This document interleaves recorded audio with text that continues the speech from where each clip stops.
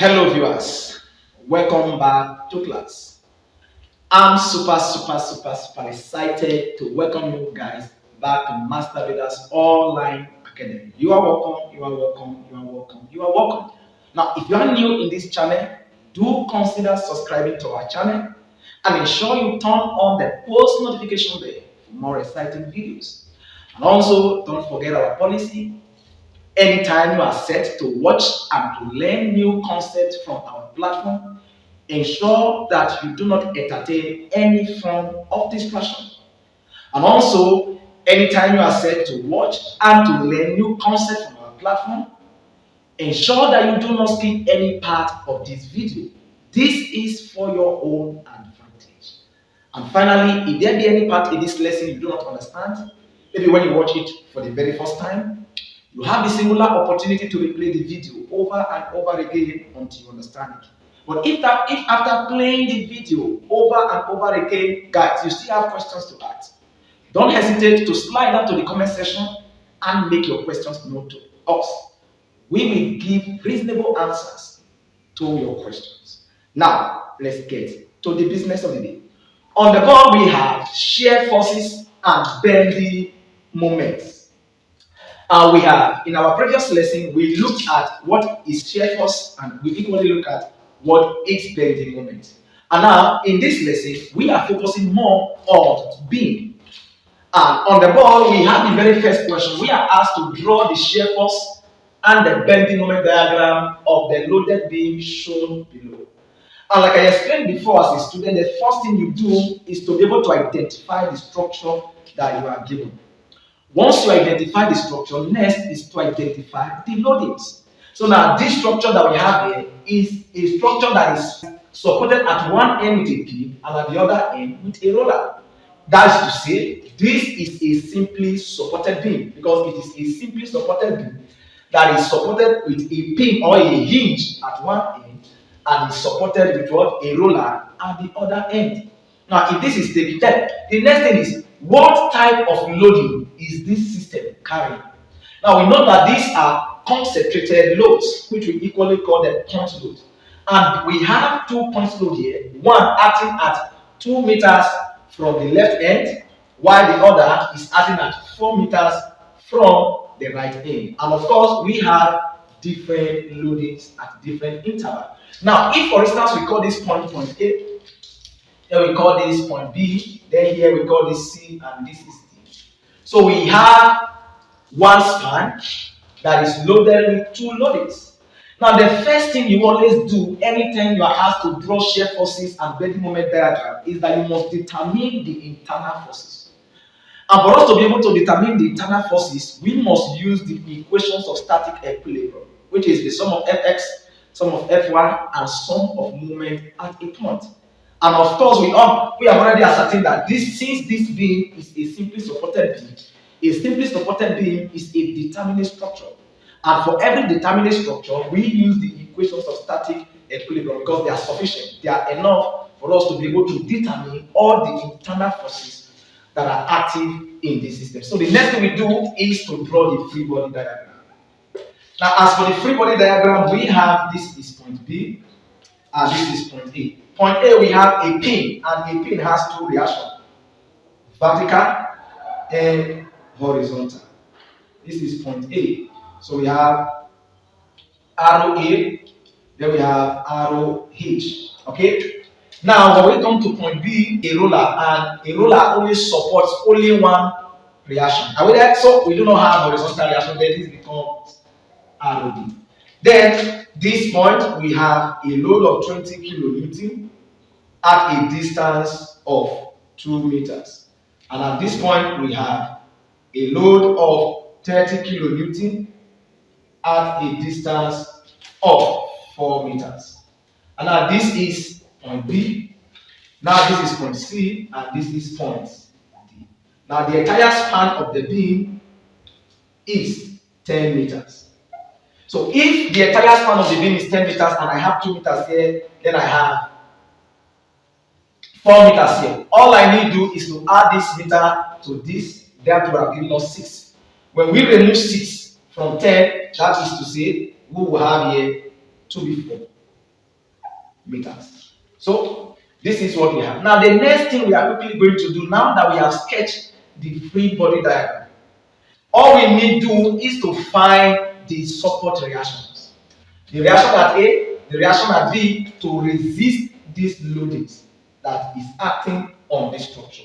And how do we have this done? We understand that the reaction at A and the reaction at B are vertical forces. So we are going to use sum of what? Sum of upward forces is equal to sum of downward forces. Now, the reactions are upward forces, but the loadings are downward forces. So if we use that equation of static equilibrium, we have that sum of F y is equal to 0. Then we have arrow A plus arrow B. All the upward forces are positive, while the downward forces are negative. And these are not forces, but they are loadings. So we have negative 20 and negative 30 equal to 0. Now, negative 20, negative 30 would have given us negative 50. This will give us arrow A plus arrow B is equal to what? 50. And this will have given us equation 1.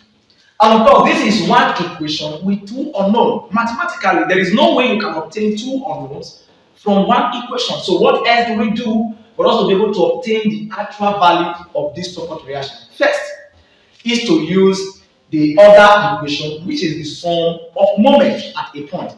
Now, it is a matter of choice for you to either take moment at A or take moment at B. Now, if I choose to take moment at B, that means I want to eliminate reaction at B so that I can find reaction at A. Now, equally, if I want to take moment at A, that means I want to eliminate the reaction at A so that I can determine the reaction at B. It's a matter of choice. But understand that whichever way you take it, you will actually have the same result.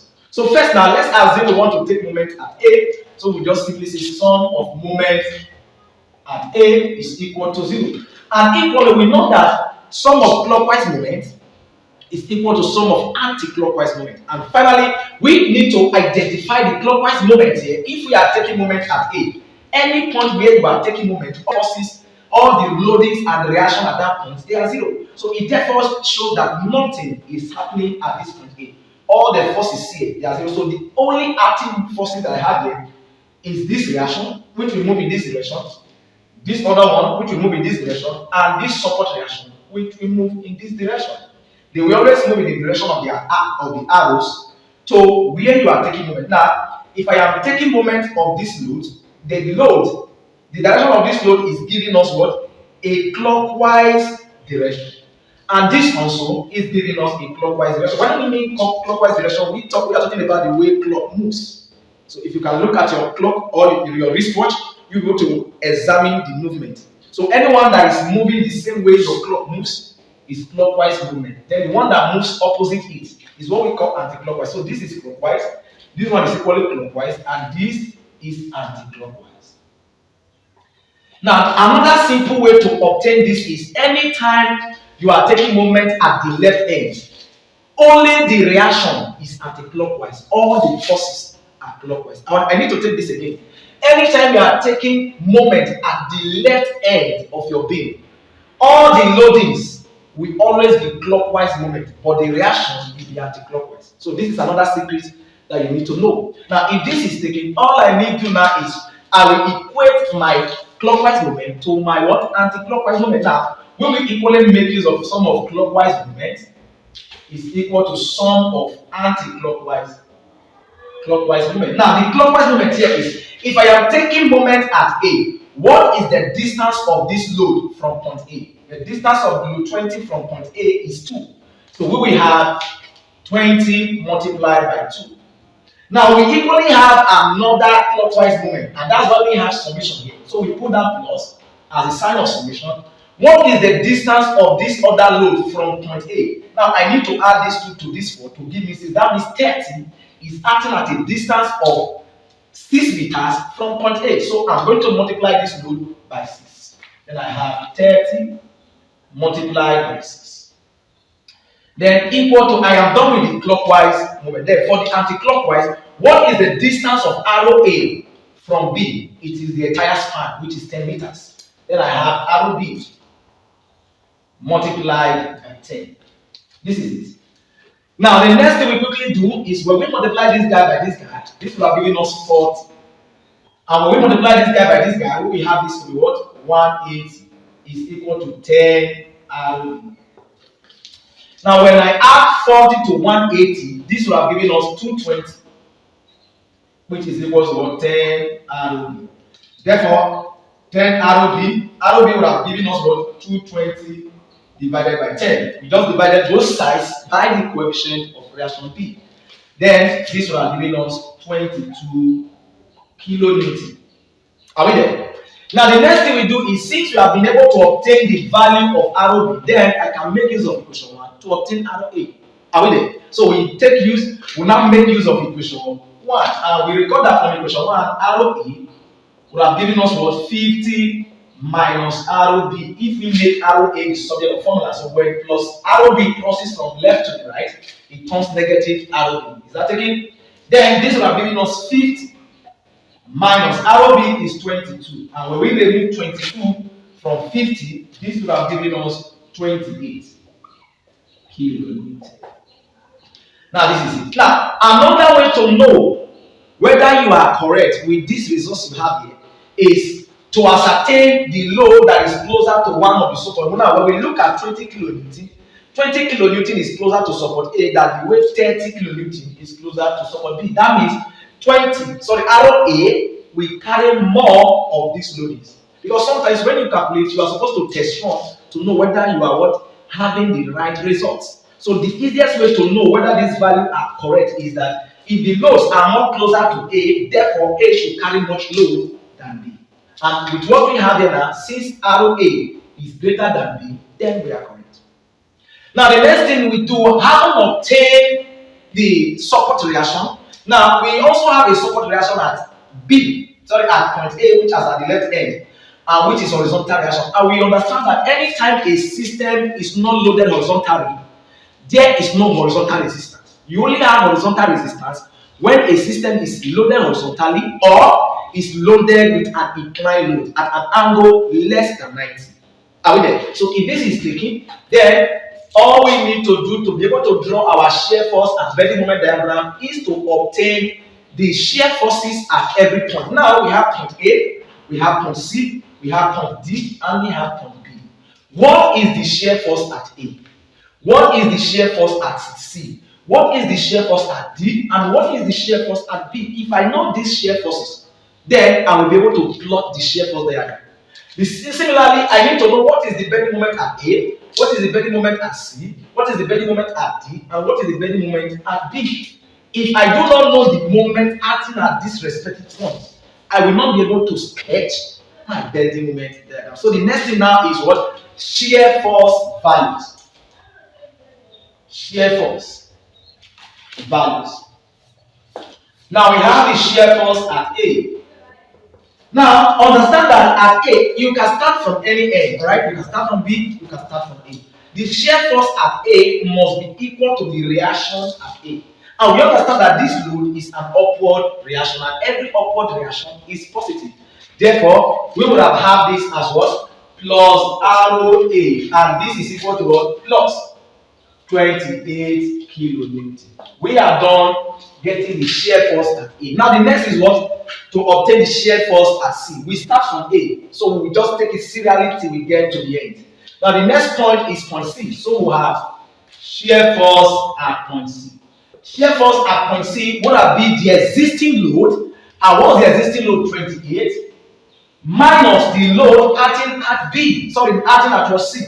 Why are we using minus? We know that this reaction is upward, but this load is downward, and every downward load is negative. So we put down the existing load minus the load at that point where you are finding the shear force. Now, if this is taken, then we will remove 20 from 28, and this will have given us 8 kilonewton. Now, the next point there is shear force at D. And for the shear force at D, I will put down the existing load. The previous load I have at C is 8. Then, when I get to D, I have a load that is equally acting down. Then I will take it as negative. Then I have this as minus 30. And 8 minus 30 would have been minus 22 kilonewton. Then finally, the last point we have is B. And the shear force at B would have given us what the existing load at the last point, which is minus 22. Now, the reaction at B is acting upward. Then we will take this as positive. Then it becomes plus ROB. And what is ROB? ROB is 22. This would have given us 0.0 kilonewton. If it does not close this way, you are wrong. One of the reactions must close. You must have 0. If I start from A, and by the time I get to point B, it must close back. Because the shear force diagram must give you a closed loop. Are we there? Now, we have successfully obtained the shear forces at the 4 points that we have in this system. Now, the next thing is to obtain the bending moment values. So, we have bending moment value, bending moment values. Now, for the bending moment, we have Bm at A. We equally have Bm at B. Then we equally have Bm at C, Bm at D, and Bm at B. Now, we understand generally that when you have a simply supported beam, at the ends, there are no moments. For every simply supported beam, the end moment is 0. So that is to say, the moment at A is 0. And the moment at B is equally 0. Because we said that pin and roller, when they appear at the end of the beam, they are not bending moment transmitting. Now, finally, when we come to point C, at point C, all I need to do is to get moment for point C. I will draw a scale. This is ROA, which is 28 kilonewton, and this is point C. So then I have a load of 20 kilonewton. Now, when I'm taking moment at point C, the load at that point is 0. So I'm going to have ROA multiplied by 2 meters. Because the distance of ROA from point C is 2 meters. So we're going to have 28 multiplied by 2. And this will be giving us 56 kilonewton meters. Now we have successfully obtained the bending moment at point C. Now what about at point B? Of course, to find the bending moment at point D, all I need to do is either to still take moment from end A or from end B. But it is easier for me to take it from end B because I will have only one active reaction. Are we there? If I take bending moment from this end, I will have this active and equally have this active. But when I take it from this end, I will have only reaction B active since I'm taking moment at D. So we will have this as reaction at D, which is 22 kilonewton, and this is D itself, and we have 30 kilonewton. And now from this end to this end is 4 meters. So if I am taking moment at D, the load there is 0. So the only active force I have here is 22 kilonewton. And 22 multiplied by 4 would have given us the bending moment at D. Therefore, we have 22 multiplied by 4. And 22 multiplied by 4 would have given us 88 kilonewton meter. Now that we have successfully obtained the shear force value and the bending moment values at each point, now we have obtained all the internal forces of this system. Then we can plot our bending moment diagram and shear force diagram with these values that we have here. Now, guys, let's draw the bending moment and shear force diagrams. To draw your bending moment and shear force diagram, all you need to do is to identify the points that you have. I have point 8 here, so you will draw a perpendicular line. Very unstable. You can use unseen lines, just very faint lines. Use faint lines. Alright, in the direction of the reactions. So I have arrow A, arrow B here. Then here I have arrow A. Now, the first thing I will do is to decide whether I'm drawing the shear force first or the bending moment first. Now let's go with the shear force. Before you can plot the shear force, you will equally draw the free body diagram of the beam. And the free body diagram of the beam is this. So this is the beam, point A, point C, point D, and point B. Now, at point A, what is the shear force value? The shear force value at point A is 28. So let's assume with K that this is 0.28. So you put it as 28 kilonewton. Alright?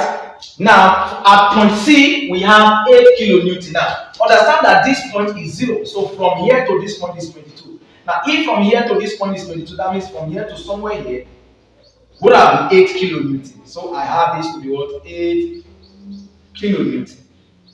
Now when I get to point D, at point D the shear force there is what? Negative 22. And I will come down to this end. This is negative, this up positive, and beneath this line is negative end. So I'll have here to be what? Negative 22 kilonewton. Then at point B, I have the shear force to be 0. All I need to do now is to connect this point. Now, before I can connect this point, I will have to come to point A. Now, from point A, I move from here to this point. Now, between point A and point C, there is no load. So that is to say, I will maintain a horizontal line since I do not have load in between C and E. Then from there, I have a load of 20 kilonewton that push it down to this level. Now, between C and D, there is no load in between the span. Then it will equally maintain a horizontal line to point D. And at point D, a force of 30 newton push it down to this point. So I have this. Now from point D to point B, in between them there is no load, then I maintain a horizontal line.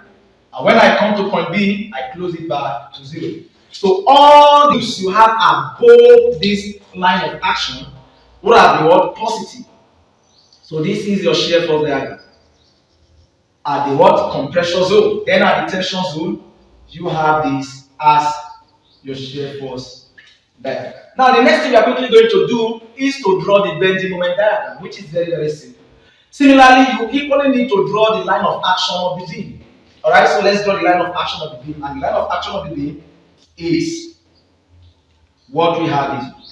And we know that for a simply supported beam, we have sagging moments. And all sagging moments are plotted beneath the reference line. Are we there? So if it is plotted beneath the reference line, that is to say the values that we have there, we will plot them beneath this line. And of course, if this is point A, the moment at A we said is 0. The moment at point B we equally said is 0. The moment at point C is 56. So still using your scale, let me assume that this by scale, this is where I have my 56. And at point D, by scale, this is where I have my 88. So this is 56 kilonewton meter, and this point is 88 kilonewton meter. Now the next thing I'll quickly do is to connect this point and understand that anytime you have point load in a system, all you simply need to do is to join the points with a straight line. So I join this with a straight line, join this with a straight line, join this with a straight line. All the moments are positive. So this is the shear force diagram. Why this is the bending moment diagram. So guys, when you understand principles, you become a principal. When you understand boundary conditions, you will not overstep your boundaries. Don't forget, understand for a simply supported beam, anytime you are asked to calculate or draw the shear force and bending moment diagram, you must ensure that you obtain all the internal forces, because the values of the internal forces are what will enable you to draw your shear force diagram effectively and that of the bending moment effectively. And also you need to understand that for a simply supported beam, the reaction at both ends are equal when the system is loaded symmetrically, but they differ when the system is not symmetrically loaded. Like this case, this system was not symmetrically loaded because at this point we have 30 kilonewton acting from end B. Now we have 20 kilonewton acting from end A. That is to say, they are not symmetrically loaded. Hence, the reaction at A will be different from the reaction at B. Then finally, we equally understand that the bending moment at the support reaction for a simply supported beam, they are 0, 0, 0, 0. Because a pin or a roller is non-bending moment transmitting. So if this is understood, therefore understand basic principles that will make you gain mastery over these aspects of strength of materials or structures in general. So guys, if at this point you have not subscribed to this YouTube channel, please do consider subscribing to our channel and ensure that you turn on the post notification bell for exciting videos. Love you guys. See you in the next class. Thank you. Love you.